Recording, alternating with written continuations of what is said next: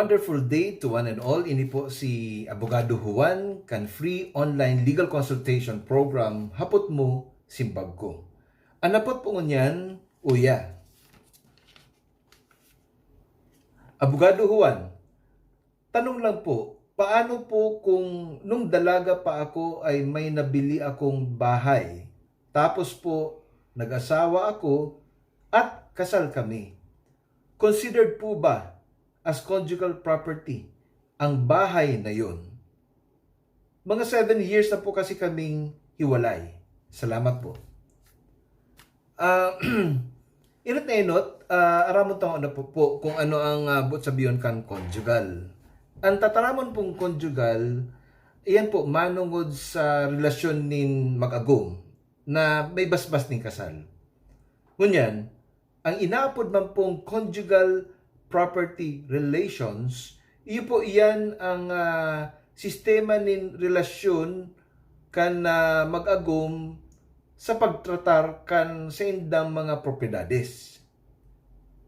Whether the property was acquired by any of them or any of the spouses before the marriage or after the marriage. Kung nabakal man yan bago ang kasal o pagkatapos kan kasal. So, iko po kitang duwang pigapod na default or automatic property relations. But sabiyon, di ka na mapili. Depende po yan kung kasuaring ka kinasal.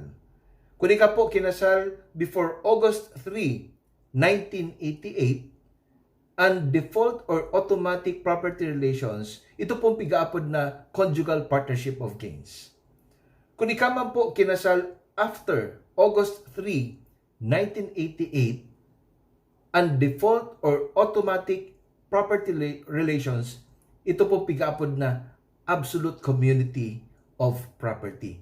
Tano po to August 3, 1988. Iyo po kaya yan ang date of effectivity of the new family code. Na kung saan, ito mong default family property relations nag-iba from conjugal partnership of gains to absolute community of property. Ngunyan, kung ika kinasal before August 3, 1988, syempre, conjugal partnership of gains ang default property relations ni mag-agom, ang gabos pong propiedad na binakal mo bago ka ikinasal sa imong agom, iyan po, that will remain as your exclusive property. Ang income lang po dyan ang magiging conjugal.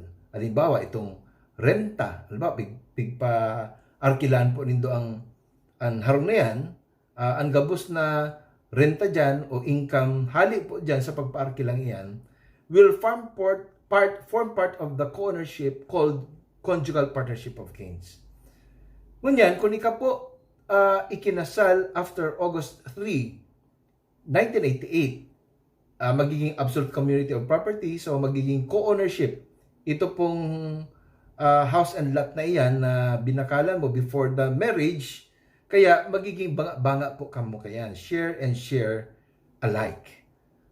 Kaya iyo po iyan ang kasimbagan sa imong kahaputan, depende kung kasuaring ka kinasal. Pag before, conjugal partnership of gains, exclusive property mo yan, only the income will form part of the conjugal property. Pero, kung ika po kinasal after August 3, 1988, pati itong propiedad magiging co-ownership na po nindo mag-agom. So, bako lang itong income na halit dyan, kundi pati itong propiedad. Kaya, kung ipapabakal mo bagayan sa iba, taka mo baga, libawa, so ay na, mag-decision ka na ipabakal yan, you will still need the conformity of your husband being the co-owner of that particular property. Iyan po ang kasimbagan sa imong kahaputan. Salamat sa indong mga kahaputan. Salamat man po sa gabos na naghinanyog kan sa tuyang vlog. Ini po si Abogado Juan Pag tama-tama, pag sala, sala.